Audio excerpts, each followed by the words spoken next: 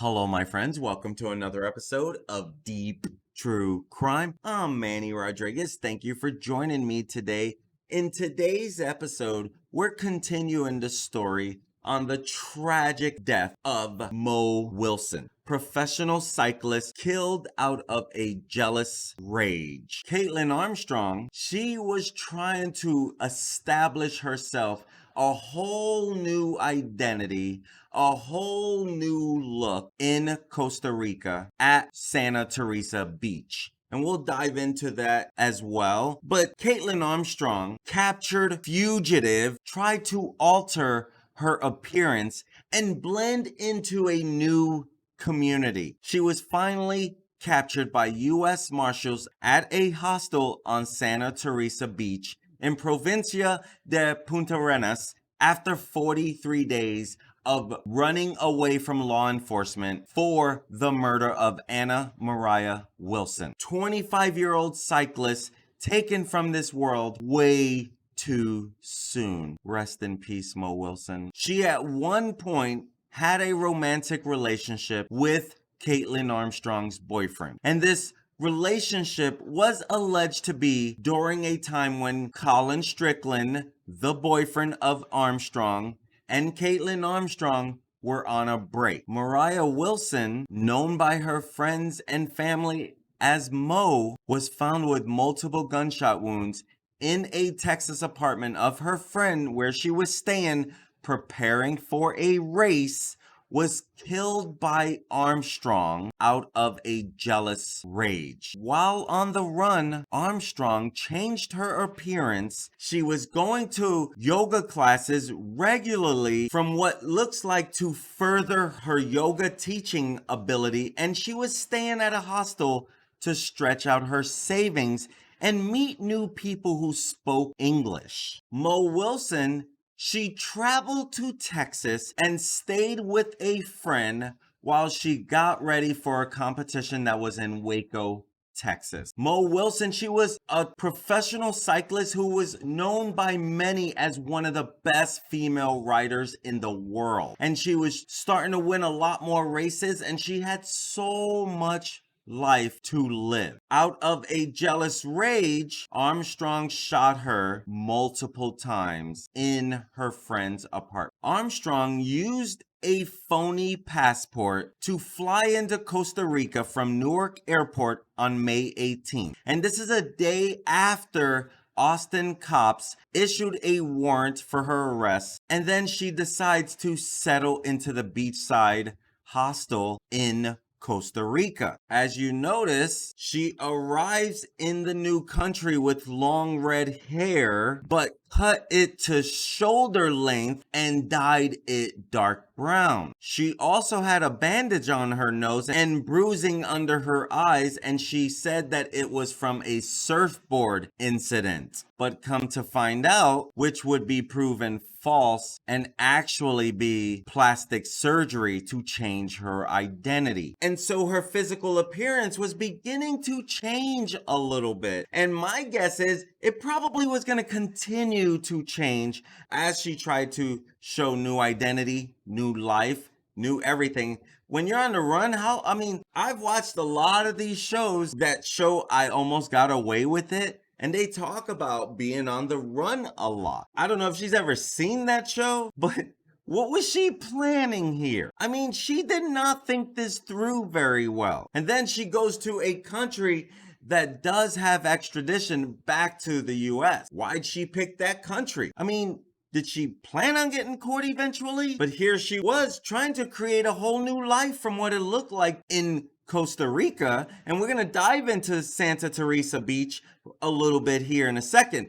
But she was frequenting multiple yoga classes, and it looked like she was doing that to get better at teaching yoga. Again, as part of her new life. And so as part of the new life, how is she going to make new money, right? She only had so much money. We'll talk about that here in a second as well. But it looked like she was even trying to learn specific type of yoga, to learn a new type of yoga to teach this specific type of yoga. So she was planting herself to do something in the yoga world From what it looks like, again, she's only been on the run for 43 days. 43 days, it took more than a month to catch up to her. And then staying at the hostel, this normally is a way for people to save money. Maybe they're traveling independently and they're looking for a place to stay, and they don't know who to trust, they don't know what to do, and they go to a hostel. Now, I don't know how trustworthy these hostels are, but staying at the hostel is definitely a way to save money and not have to come up with so much money right out of the gate. And so staying at this hostel looked like it might have been a way to save money, because a hostel generally is a dormitory style living with multiple individuals. And so being that she was limited on what she could do, how much she could spend, where she can go, she looked like she was just trying to find these available resources to start a new life. Number one, you should not have done this, Kaitlin. You know that. How do you think that you were not going to be seen somewhere doing this? You were seen pulling up. Like, you did not think this through. Why would you take a life, period? I don't understand where she went wrong. But my gosh, despite her best efforts to change her disguise and start a new life, U.S. Marshals caught up with her. Working together with Homeland Security investigations, Department of State Diplomatic Security Service, and local authorities in Costa Rica, they tracked down the killer and arrested her. As of this video, she still is in Costa Rica. They've not extradited her yet. They did set her bail at $3.5 million. Obviously, she's a flight risk. Obviously, she would try to get away.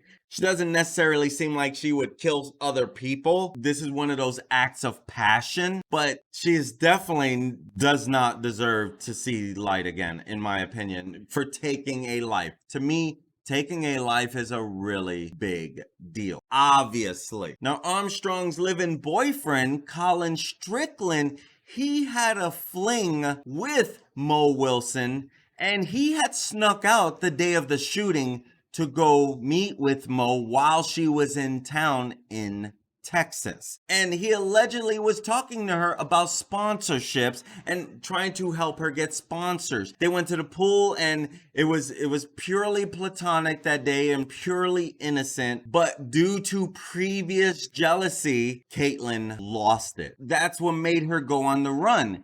And so she uses a fake passport to get and travel on plane, because they looked for her name on anything that would have gotten online and gone anywhere, and they found nothing. Come to find out, she used the fake passport. She changed her appearance to avoid arrest and go on the lam for 43 days. And she chooses to go to Costa Rica and try to start a new life on Santa Teresa Beach. Catching her in one of her lies, that's where they even find a receipt for her plastic surgery. When they arrested her, she had cosmetic surgery receipt on her. And they also find two passports, one of her and one of her sister. And you can see that right here. Her sister, Kaitlin Armstrong, one passport. And then her passport, Kaitlin Marie Armstrong, that's her passport. And then her receipt, bottom right, that shows that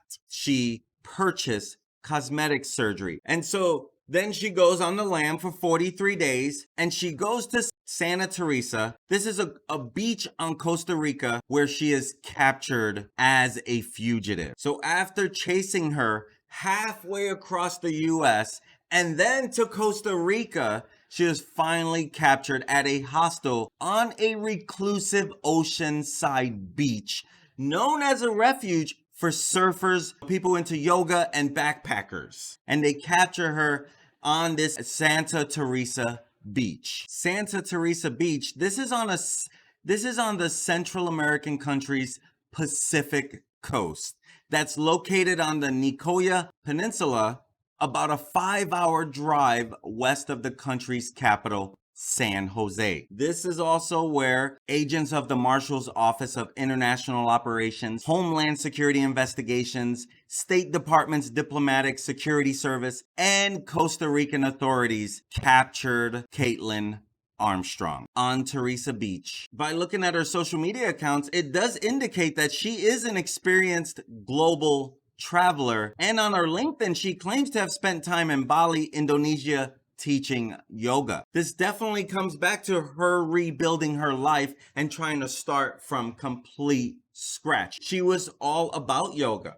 And so something grabbed her attention, it looks like, and she's like, okay, maybe this is a way I can restart my whole life. But she's already done things like this. She was already teaching yoga in the US. She was already teaching yoga in different parts, in other parts of the country. So here she was trying to start in Costa Rica, right there on the Santa Teresa Beach. That's where she was captured. I don't know where she was teaching. New York Magazine describes Santa Teresa as a laid-back surf town that is both natural and unmanicured with nice accommodations and chill vibe. On Santa Teresa, the beachfront hotels offer morning yoga and sunset surfing. So you can see why a lot of people are attracted to a place like this if you're into yoga, if you're into surfing. But maybe she didn't look into extradition on whether she would be extradited back to the US. And so she fled to Costa Rica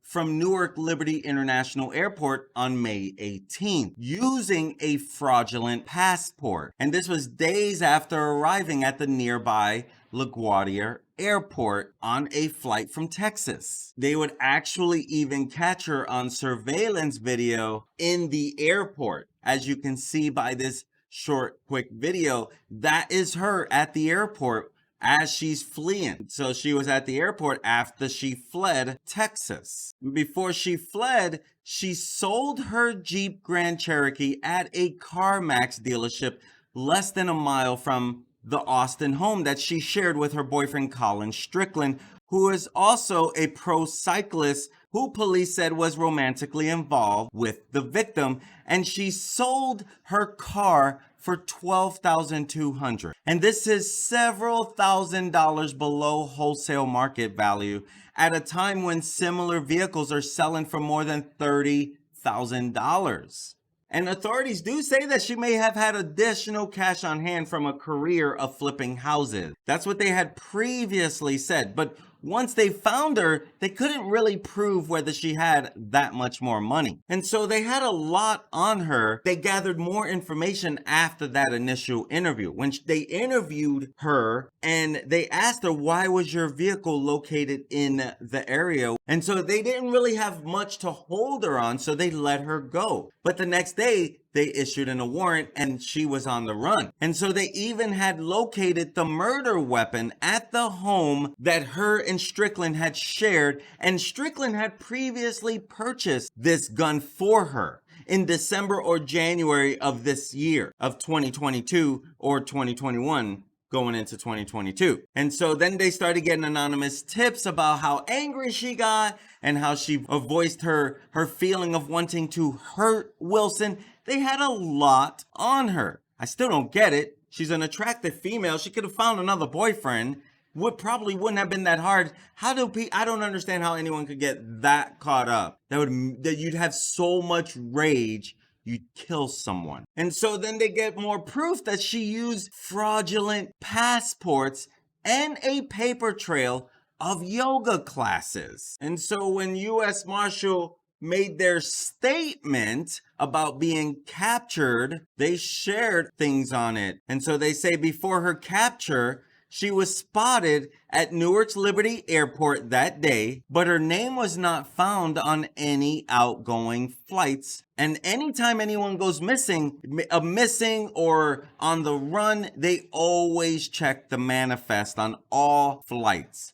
We still don't know the owner of the passport, as this is an ongoing investigation, but they did say that it was the actual passport of someone who looked very similar to Armstrong, which only leads to her sister, Christine Elizabeth Armstrong, who was said to have even gotten a new ID right after. And we'll talk about that here in a second as well. But one of the deputy U.S. Marshals, he said that the passport was a passport that was issued to someone else that was in very close physical description that she used because she looked very similar to that individual. So that was a fraudulent use of it, but it wasn't fraudulent in itself because it was issued to a certain individual. I believe what they're saying there is that it's fraudulent use because you got on the plane using someone else's,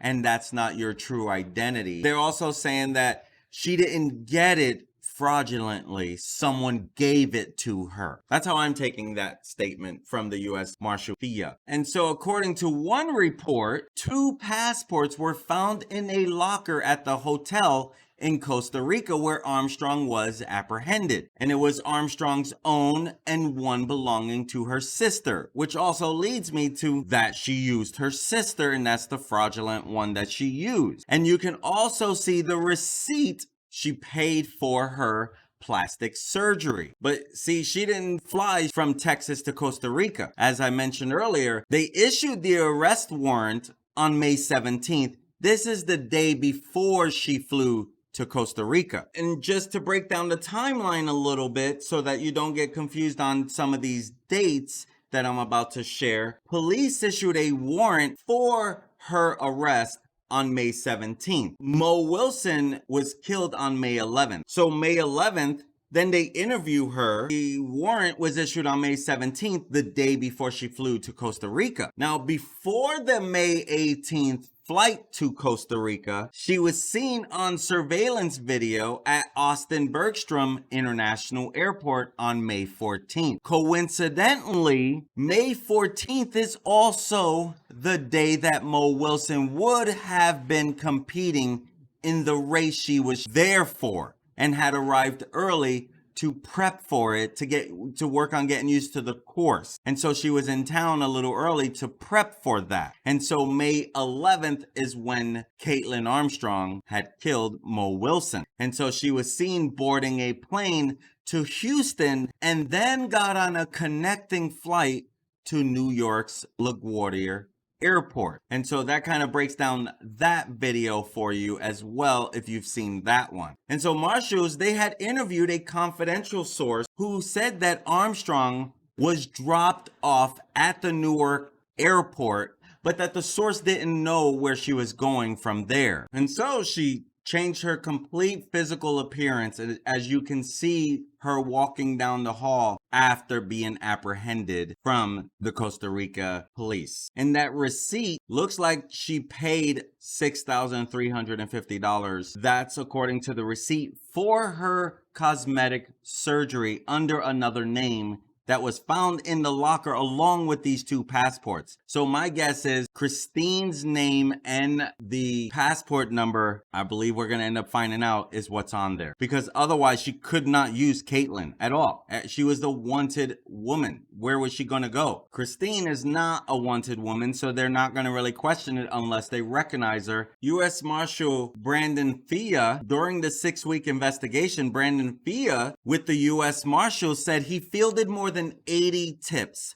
some of which he said provided valuable insight into her background and location. He said they weren't tips that said, hey, this is where Kaitlin Armstrong is located. They were valuable tidbit tips that led us to certain areas to really give us that background, who she was known to facilitate with in the past, her interests, that snapshot we needed to build the background. It really helps understand how they do their searches. He said that the heavy media and social media coverage, in addition to 2 anonymous donors contributing to the cash award, likely helped raise awareness of and interest in the investigation. Now, Kaitlin Armstrong, this is not the first time that she's been in trouble with the law. Years before this, she was charged for avoiding to pay for a service. And according to court documents, she was charged in Travis County with theft of service, which is a Class B misdemeanor for allegedly not paying for a Botox session. In March 2018, she went to an aesthetic med spa in West Austin and received around $650 worth of injections. When it came time to pay in the bill, she handed over a credit card, but Armstrong stopped the payment because she wanted to use a different card she had in her car. And allegedly, she went outside and never came back. And the business said that before the procedure, Armstrong signed paperwork agreeing to pay for the service. And during that time, the spa got photos and information confirming her identity. She ends up getting away because of document discrepancies. She was mistakenly released from custody on the misdemeanor warrant because her date of birth in their report management system did not match the date of birth on the warrant. And so trying to start this new life on Santa Teresa Beach did not quite work out the way she expected, because they were actually following her for a little while before they arrested her to make sure that they were getting her habits, to know what she had been doing while on the run.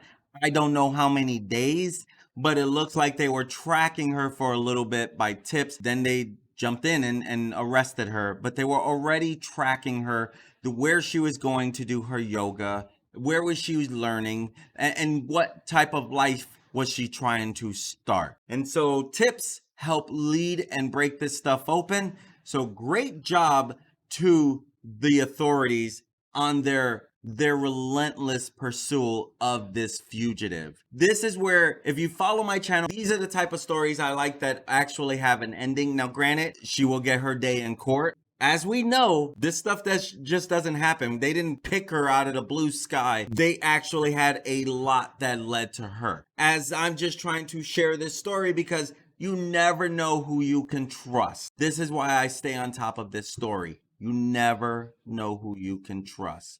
Rest in peace, Mo Wilson. I'm Manny Rodriguez. Thank you for joining me on this video, and I look forward to serving you again. Peace. Rest in peace, Mo Wilson.